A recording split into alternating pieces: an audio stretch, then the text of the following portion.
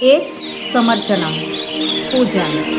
વેદો ભારતના પ્રાચીન સમાજ અને ધર્મના આધારભૂત ગ્રંથો છે. વેદ 4 છે: ઋગ્વેદ, યજુર્વેદ, સામવેદ અને અથર્વવેદ. વેદમાં આવતા વચનોને મંત્ર કહે છે. વેદ મંત્રોમાં ક્યારેક સ્તુતિ કરવામાં આવી છે તો ક્યારેક પ્રાર્થના, ક્યારેક કોઈકનું વર્ણન છે તો ક્યારેક કોઈ તત્વજ્ઞાનની ગૂઢ વાત. પ્રસ્તુત પાઠમાં સ્તુતિ, પ્રાર્થના અને પૂજન નમન માટેના 3 મંત્રોનો સમાવેશ કરાયો છે.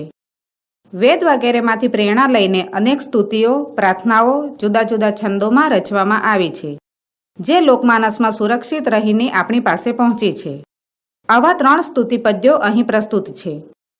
ગ્રંથના પ્રારંભમાં મંગલાચરણ કરવાની આપણી પરંપરા છે. આ દ્રષ્ટિએ આ મંત્રો તેમજ શ્લોકો દ્વારા સંસ્કૃતના અધ્યયનનું મંગલાચારણ કરીશું. વૈદિકમ અગ્નિમીલે પુરોહિતમ યજ્ઞસ્ય દેવમૃત્વિજમ હોતારમ રત્નધાતમમ. આ શ્લોકમાં કહેવામાં આવ્યું છે કે યજ્ઞના પુરોહિત દિવ્ય પ્રકાશવાળા દેવ, યજ્ઞ કરાવનાર, હોમ હવન કરનાર તેમજ રત્નોને ધારણ કરનાર અગ્નિની હું સ્તુતિ કરું છું. અગ્ને વ્રતપતે વ્રતમ ચરિષ્યામી તચ્છકેયમ તન્મે રાધ્યતામ ઇદમ હમૃતાત સત્યમુપેમી. આ શ્લોકમાં કહેવામાં આવ્યું છે કે હે વ્રતોના અધિપતિ અગ્નિદેવ, હું તમારા વ્રતનું સદાય પાલન કરીશ. તે વ્રતની મને સિદ્ધિ કરાવો. આ હું અસત્ય માર્ગથી સત્ય માર્ગે ગતિ કરું છું. નમઃ સંભવાયચ્ચ મયોભવાયચ્ચ નમઃ શંકરાયચ્ચ મયસ્કરાયચ્ચ નમઃ શિવાયચ્ચ શિવતરાય ચ. આ શ્લોકમાં કહેવામાં આવ્યું છે કે કલ્યાણ કે સુખને જન્માવનાર એવા અને સુખના દાતાને નમસ્કાર હો. જે કલ્યાણ કરે છે તેમજ સુખકારી છે તેને નમસ્કાર હો. જે શિવ અને અતિશય કલ્યાણકારી છે તેને નમસ્કાર હો. લૌકિકમ યમ બ્રહ્મા વરુણેન્દ્ર રુદ્ર મરુતઃ સ્તુન્વંતી દિવ્યઃ સ્તવૈઃ વેદૈઃ સાંગ પદ ક્રમો ઉપનિષદૈઃ ગાયંતી યમ શામગાઃ ધ્યાનાવસ્થિત તદ્ગેન મનસા પશ્યંતી યમ યોગિનો યસ્યાંતમ ન વિદુઃ સુરાસુરગણાઃ દેવાય તસ્મૈ નમઃ.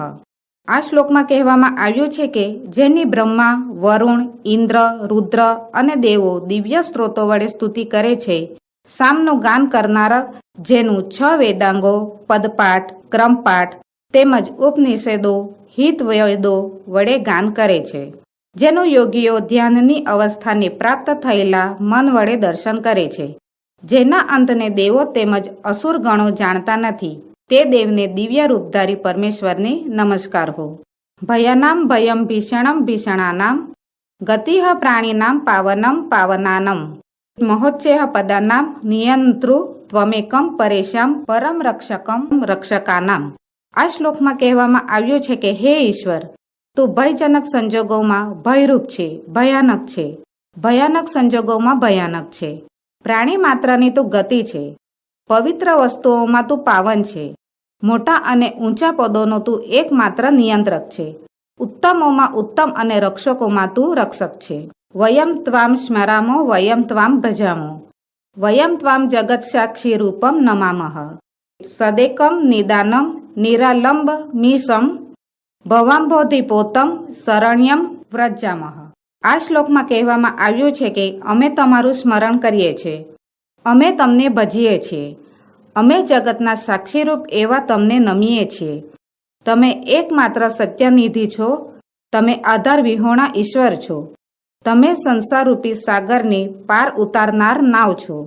શરણમાં જવા યોગ્ય એવા તમને અમે પ્રાપ્ત કરીએ છીએ.